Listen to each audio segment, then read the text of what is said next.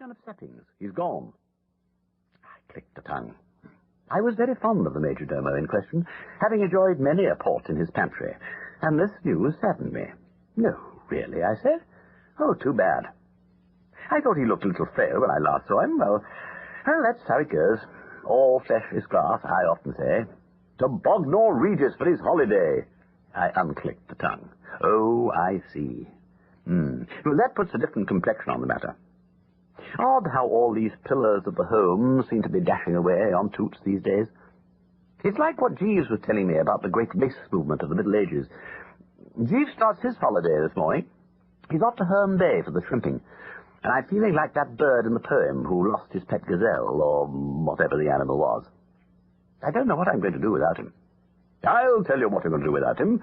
Have you a clean shirt? Several. And a toothbrush? 2, both of excellent quality. Then pack 'em. You're coming to Brinkley tomorrow. The gloom which always envelops Bertram Wooster like a fog when Jeeves is about to take his annual vacation lightened perceptibly. There are few things I find more agreeable than a sojourn at Aunt Dahlia's rural lair. Picturesque scenery, gravel soil, main drainage, company's own water, and above all, the superb French setting of her French chef Anatole, God's gift to the gastric juices. A full hand, as you might put it. What an admirable suggestion, I said. You solve all my problems and bring the blue bird out of a hat. Rely on me. You will observe me bowling up in the Worcester Sports Model tomorrow afternoon with my hair in a braid and a song on my lips. My presence will, I feel sure, stimulate Anatole to new heights of endeavor. Got anybody else staying at the old Snake Pit? 5 inmates in all. 5? I resumed my tongue-clicking. Golly! Uncle Tom must be frothing at the mouth a bit, I said, for I knew the old buster's distaste for guests in the home. Even a single weekender is sometimes enough to make him drain the bitter cup. Tom's not there. He's gone to Harrogate with cream. You mean lumbago? I do not mean lumbago. I mean cream. Homer cream. Big American tycoon who's visiting these shores. He suffers from ulcers, and his medicine man has ordered him to take the waters at Harrogate. Tom has gone with him to hold his hand and listen to him of an evening while he tells him how filthy the stuff tastes. Antagonistic. What? I mean altruistic. You're probably not familiar with the word, but it's one I've heard Jeeves use. It's what you say of a fellow who gives selfless service, not counting the cost. Selfless service, my foot. Tom's in the middle of a very important business deal with Cream. If he goes through, he'll make a packet free of income tax. So he's sucking up to him like a Hollywood yes-man. I gave an intelligent nod, though this, of course, was wasted on her because she couldn't see me. I could readily understand my uncle-by-marriage's mental process. T. Portarlington Travers is a man who has accumulated pieces of 8 in sackfuls, but he's always more than willing to shove a bit extra away behind the bricks in the fireplace, feeling, and rightly, that every little bit added to what you've got makes just a little bit more. And if there's one thing that's right up his street, it's not paying income tax. He grudges every penny the government nicks from him. That is why, when kissing me goodbye, he urged me with tears in his eyes to lush Mrs. Cream and her son Willie up and treat them like royalty, so that Brinkley dug into the woodwork. Willie, did you say? Short for Wilbert. I mused. Willie Cream. The name seemed familiar somehow. I seem to have heard it or seen it in the papers somewhere, but it eluded me. Adela Cream writes mystery stories. Are you a fan of hers? No? Well, start burning up on them directly you arrive, because every little helps. I brought a complete set. They're very good. I shall be delighted to run an eye over her material, I said, for I am what they call a something of novels of suspense. Aficionado, would that be it? I could always do with another corpse or two. We have established, then, that among the inmates are this Mrs. Cream and her son Wilbert. Who are the other 3? Well, there's Lady Wickham's daughter, Roberta. I started violently, as if some unseen hand had goosed me. What? Bobbie Wickham? Oh, my gosh. Why the agitation? Do you know her? Oh, you bet I know her. I begin to see. Is she one of the gaggle of girls you've been engaged to? Not actually, no. We were never engaged. But that was merely because she wouldn't meet me halfway. Turned you down, did she? Yes, thank goodness. Why, thank goodness? She's one-girl beauty chorus. She doesn't try the eyes, I agree. A Pippin, if ever there was one. Very true. But is being a Pippin everything? What price the soul? Isn't her soul like mother makes? No, far from it. Much below par. What I could tell you... But no, let it go. Painful subject.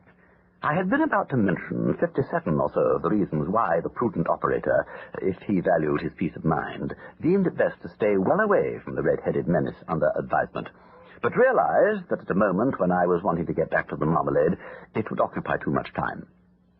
It will be enough to say that I had long since come out of the ether and was fully cognizant of the fact that in declining to fall in with my suggestion that we should start rounding up clergymen and bridesmaids, the Beazle had rendered me a signal service, and I will tell you why. Aunt Dahlia, describing this young blister as a one-girl beauty chorus, had called her shot perfectly correctly. Her outer crust was indeed of a nature to cause those beholding it to rock back on their heels with a startled whistle. But while equipped with eyes like twin stars, hair ruddier than the cherry, oomph, espièglerie, and all the fixings, Bobbie Wickham had also the disposition and general outlook on life of a ticking bomb. In her society you always had the uneasy feeling that something was likely to go off at any moment with a pop. You never knew what she was going to do next, or into what murky depths of soup she would carelessly plunge you.